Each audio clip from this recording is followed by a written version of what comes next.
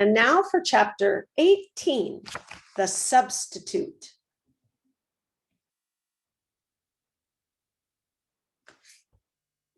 Benjamin couldn't take it any longer. Today was the day he would finally tell Miss Jules his real name.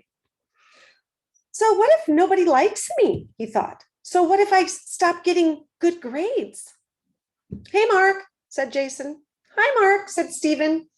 Hi, he glumly replied, then stared up the stairs.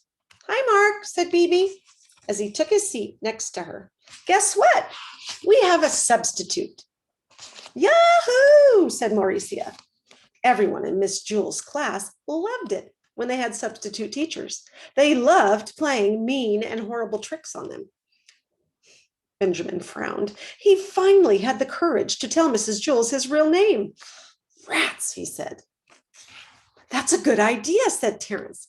We'll put dead rats in her desk.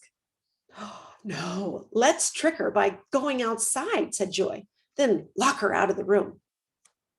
But what if she tells Mr. Kidswatter? Asked Eric Fry. So what, said Joy. She'll have to go all the way down to the office and then all the way back up. And by then, we'll unlock the door. Mr. Kidswatter will think she's bonkers.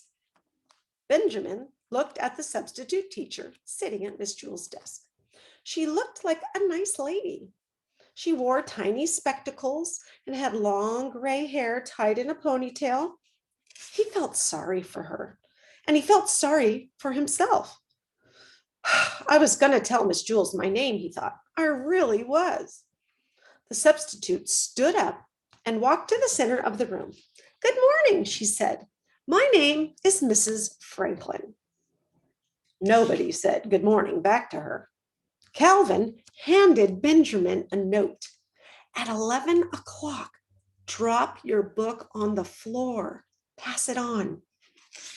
Benjamin read it and then passed it on to Todd. Okay, who can tell me what page we're on? Asked Mrs. Franklin. Page 17, said Myron. 112, said Mauricia. 98, said Eric Evans.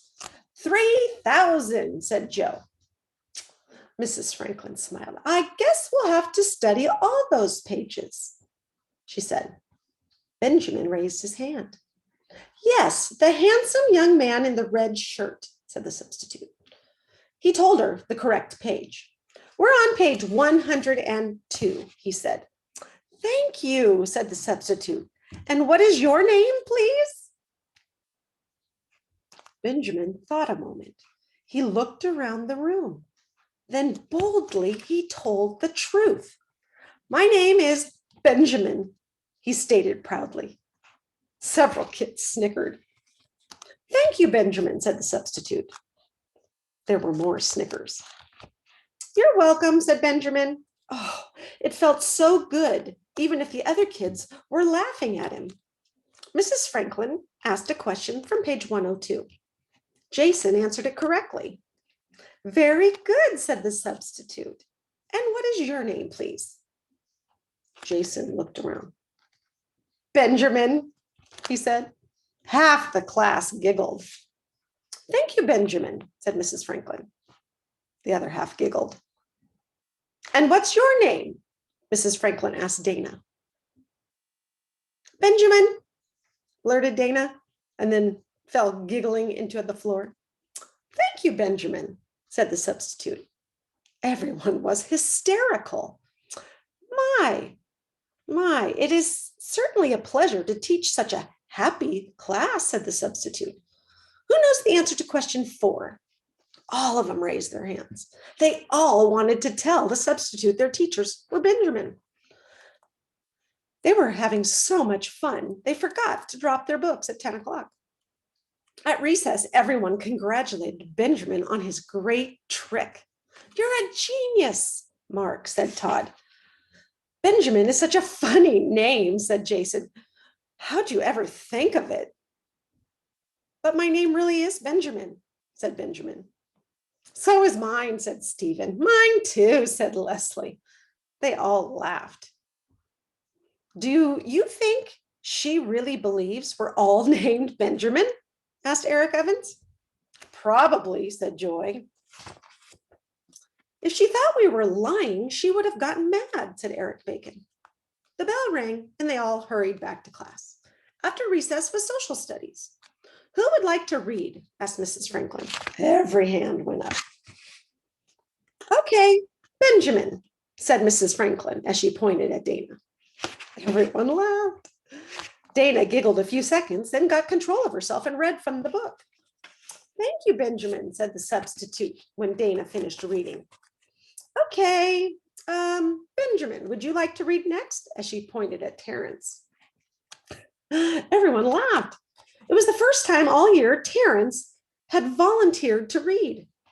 All day, everyone paid very close attention. They all wanted the teacher to call on them because, as funny as it was, when Mrs. Franklin called somebody else Benjamin, it was even funnier than when she called you Benjamin. So everyone worked hard and listened closely. As a result, they learned more from the substitute in one day than they usually learn from Miss Jules in a whole month. When the final bell rang, everyone crowded around her desk. Are you coming back tomorrow, Mrs. Franklin? Asked Eric Bacon. Oh, please, Mrs. Franklin, say you will, pleaded Kathy.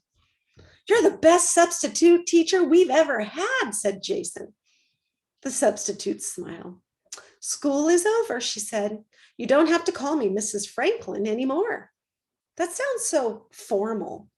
Since we're friends now, you may call me by my first name.